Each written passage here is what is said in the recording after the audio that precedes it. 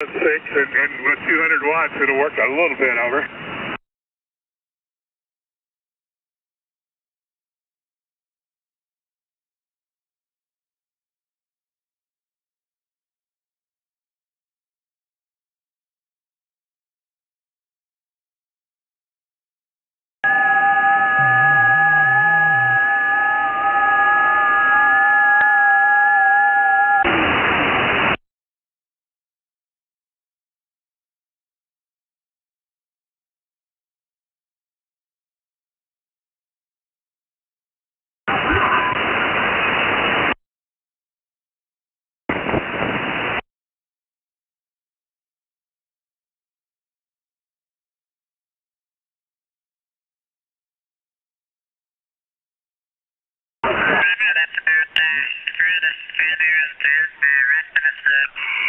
And we catch a 60 and 70 pound Chinook salmon in that river.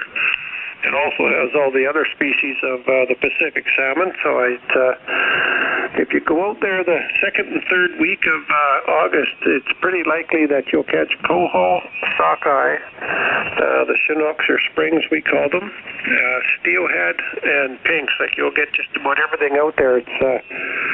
It's a lot of fun, but normally the last couple of weeks of July and the first week of August there, it's the big monster Chinooks there. The biggest one ever out of that river that I've caught, or was with anybody that's caught. When the pandemic was around as far as tourism went, because they threw everybody off the island, and you really got a sense of what the island was like and what it was designed for, the population it was designed for, and everything worked so well. There was no problems with traffic, and it was just so more relaxed. The tension wasn't there that you have now. The people come down from the mainland and they bring that we got to hurry up and get somewhere with them. I don't know where they're going. They're on vacation, but yet they all seem to be in a big hurry to get somewhere. When you drive around here during the pandemic, you see people going, one or two cars going up the highway the other way, and they're just moseying along. Now you go out there and everybody's going 60, 70 miles an hour, and you kind of looking at them like, where are you going? And sure enough, you catch up to them at a light down the street. I don't know. That's just strange stuff there, Trent. Over. Yeah, we had the same thing happen here with the Rocky Mountains just west of South Alberta. There's so many tourists and so many, foreign people that come and for the economy, but so they even ended up doing things like the hiking trails. They put on all kinds of guardrails and all that sort of stuff, and then they actually ended up paving some of the forest next to the mountain passes because it makes it easier for people to hike up to these sites and things like that. So, it was quite nice here a few years ago during the pandemic that more Canadians actually got to go up to see our Rocky Mountains instead of just tour bus after lineups and crazy prices and things like that. So it was the pandemic was fun, but definitely we're kind of seeing more Canadians traveling around and seeing our sites rather than just standing in line with people from everywhere. Well, yeah, and it's just right back where it was pre-pandemic levels. It's kind of insane.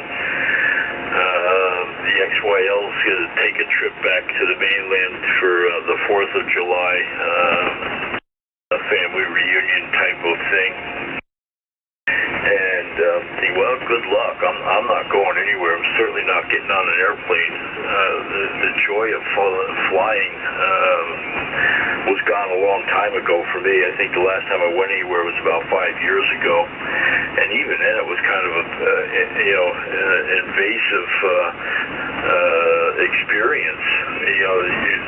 They stopped just short of strip searching you before you could get up. Whiskey 3 Papa Tango Hotel, Southern New Jersey, Whiskey 3 Papa Tango Hotel, QSL? QSL. Yeah, you're about a 5 and 2, 52 in Idaho, QSL. QSL, where are you located? What's the QSL? Yeah,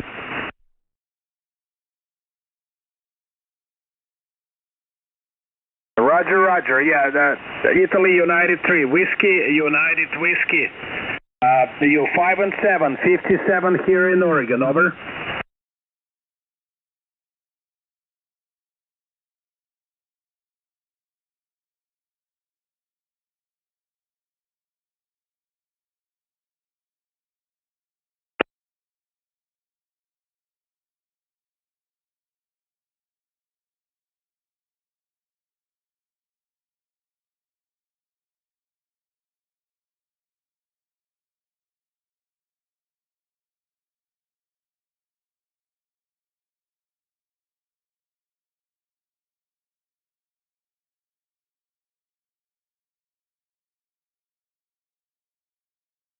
Okay, Roger, yeah, Italy Zulu 3, Whiskey United Whiskey. Thank you very much, Enrico, for calling. All the best, 73, bye-bye.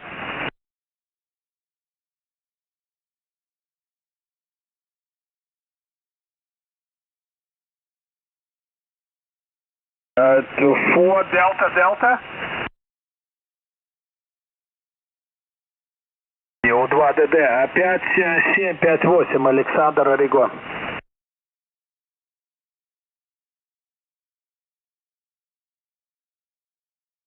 Frequency in use is BK2DL. Да, понятно, ясно. У меня позывной Елена Ульяна 1, центр Василий. То есть понятно, почему киловатт Ульяна 1, центр Василий.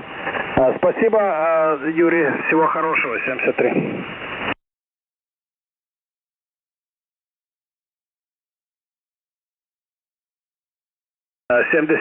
QRZ? До свидания. Who is Oscar Tango?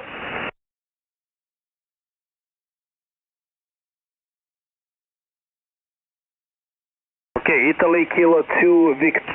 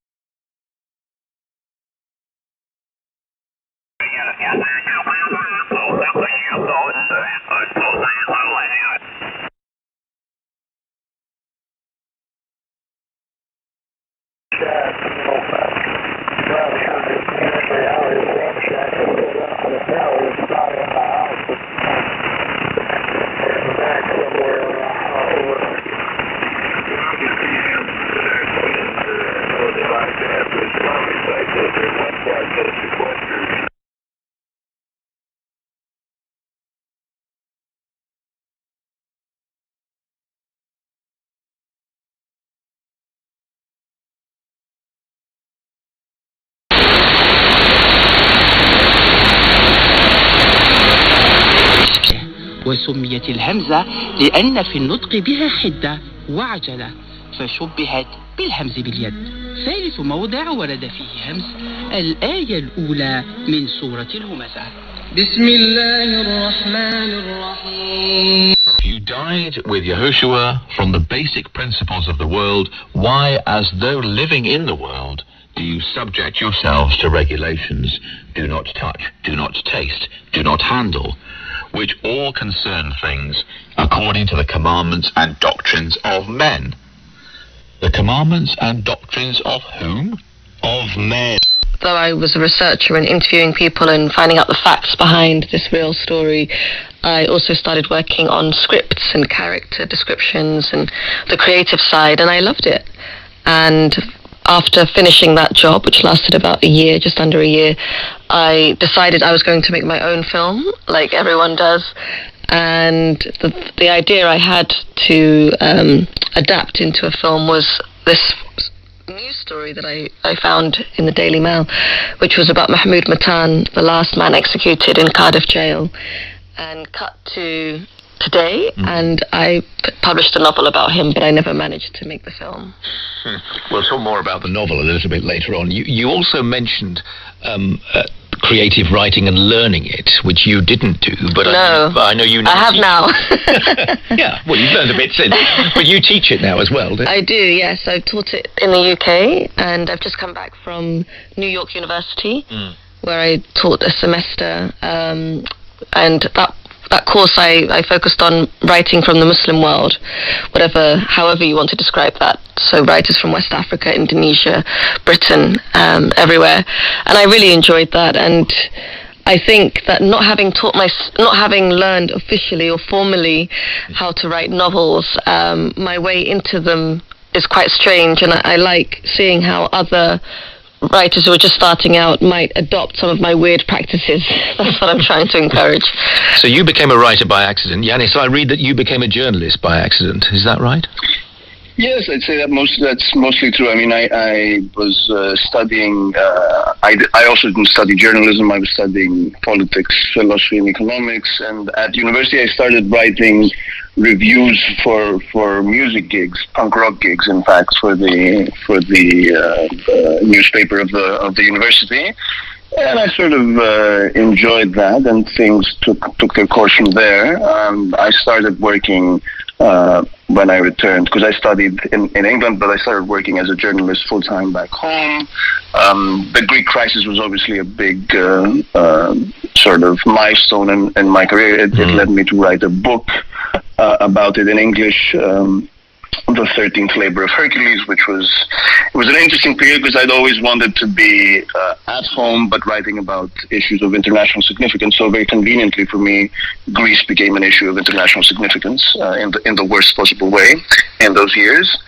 And now I've been here in Brussels for 2.5 years, and I'm soon heading home to work for my newspaper in some very interesting and I would say challenging times for journalism back home. We will explore those a little bit later and no doubt hear more about your coverage of the European Union over that 2.5-3 year period as well, when there's been quite a lot going on in Brussels. So plenty more to come from Nadifa Mohammed and Yanis Palaiologos as we actually start in Somalia, East Africa, a country that has way too frequently appeared in the news over the past 3 decades, ever since the civil war broke out there. And this week the United Nations warned of a growing humanitarian crisis, with more than 6 million Somalis now dependent on food aid. The situation is so serious that the country now has a special envoy for drought. Abdirahman Abishakur. 280,000 is potentially the risk of going to famine.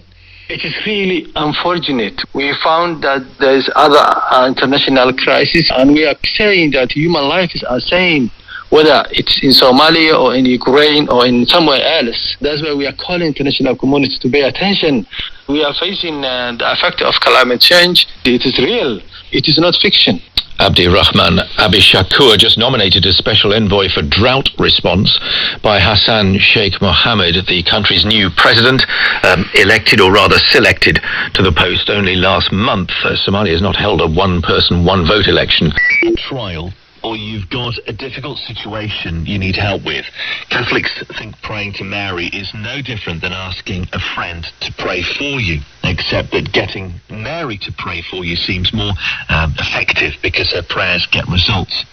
So they're not really asking Mary to answer their prayers, you see. Rather, they're asking her to join with them in praying. Does that make any sense, Dave? Yes, I think it does, actually. Yeah, thanks for sharing that. It's true what you say. Roman Catholics believe that Yahweh is the one who answers prayers, but they pray to Mary or various saints. Takarda ta fito da sa hannun mutane wanda kuma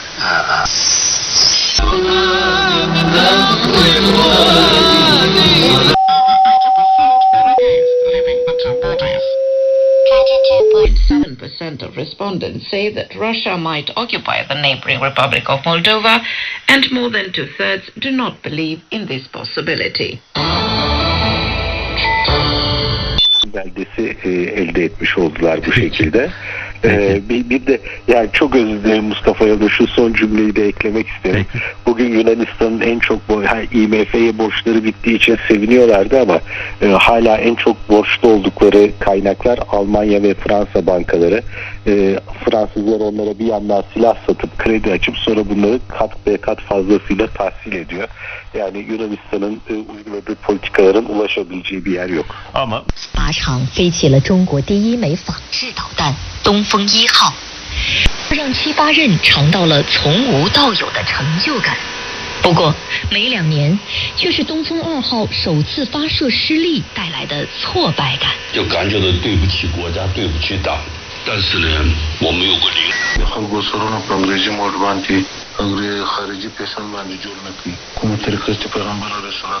ما لا بد يقنعهم وبينه 在64年发射成功。东风2号发射成功4年后，负责总体工作的孙家栋演讲，后来成为东方红1号的技术负责人之一，让东方红1号上得去、抓得着、看得见、听得见。And you can also see at the front of each toe a point. So it's a teardrop shape. The toe is a teardrop shape because the claws have gone into the soft sand or mud. Would you be able to see the tail there? Because the base underneath this cave is very soft sand. It's perfect for tracks. And you would be able to see the otter's rudder kind of dragging behind it. Ah, these are... Oh, look at these now. You found what looks like a... Look, it could be a forepaw. There's probably 2 tracks there. One the other. So you've got the central pad. Central pad. Now it's the 5th toe here. Yeah. And quite set back at the back towards and they're in a half moon shape, a sort of fan shape, aren't they, around the central pad? Yes. So we know we've got otters here. Yeah, that's the proof. That's the proof. This one looks smaller, a little bit smaller. Oh, could yes. be a female. Yeah, look at that. That's nice. 1, 2, 3, 4, 5, and the round point. That's brilliant, isn't it? Wow. So there are just scores and scores, hundreds of otter tracks going right the way back. Look at this. This is remarkable. Wow. Oh, there's some really lovely ones. Really clear. You can see the hind foot and the forefoot. It's like Tottenham Court Road at rush hour. All these prints. It is. It's Otter Highway here. When the crocodile sleeps, it keeps its mouth open, but the otter wallows in the mire until it becomes thickly coated with mud, which dries and hardens and forms a sort of armour, thus enabling it to run securely into the jaws and down the throat of the sleeping crocodile, and to kill it by devouring its bowels. Daniel Allen is an animal geographer at Keele University, and that quote from 1896 refers to the legendary hydrus, a creature reputed to lurk in the Nile around the 4th century. It was first thought to be a snake, then a fish, and most recently an otter. In medieval Christian tradition, the hydrus became an emblem of the resurrection, signifying Christ's descent into hell and victory over Satan. It's like the medieval bestiaries, you know, the animals which were make-believe, the unicorns, the dragons. Otters have still got a sense of that today because they're not seen very often. And, you know, in terms of otters going into crocodiles and eating them, that's not too far from the truth. You know, if you look into South America and giant otters, they do have fights with